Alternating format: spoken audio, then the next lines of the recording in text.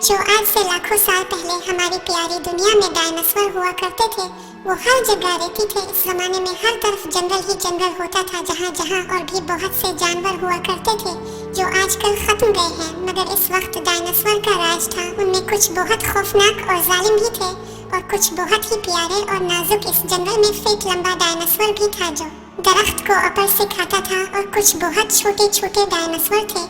इनकी अलग ही दुनिया थी। ये साथ मिलकर रहते और अपने बच्चों का ख्याल रखते, क्योंकि बहुत से शिकारी डायनासोर भी होते थे। ये हुआ अलग किस्म के शेर भी थे और बहुत ही अजीब से हाथी भी। यहाँ दरिया और बर्फानी इलाके भी हुआ करते थे। यहाँ पे इंसान भी थे और वो अपने घर वाल के साथ गारों में रहती थे। इंसान अपनी खुराक छोटे जानवरों का शिकार करके पूरी करते थे। इस जमाने दुनिया अलग ही हुआ करती थी। हर तरफ हरियाली और नदियाँ थी, मगर वहाँ सबसे बड़ा खतरा एक बुरा सा आतिशफिशा था जिससे सबको डर लगा रहता था। काश अगर ये फट गया तो पूरा जंगल तबाह हो जाए और कुछ नहीं बचेगा। मगर सबको एक उम्मीद भी थी कि हमारी दुनिया कुछ नहीं होगा। आतिशफिशा जंगल से बहुत डर था, इसलिए यह सब डायनासोर अपने धन में मगन रहते थे और मौज मस्ती खाना पीना करते रहते थे और एक दूसरे का साथ देते थे। वो इंसानों से डर ही रहा करते। डायनासोर्स ने जंगल को अपने घर जैसा बना रखा था जो इनको पलता भी था और पनाह भी देता था। तमाम डायनासोर बहुत खुश थे और अपनी जिंदगी जी रहे थे।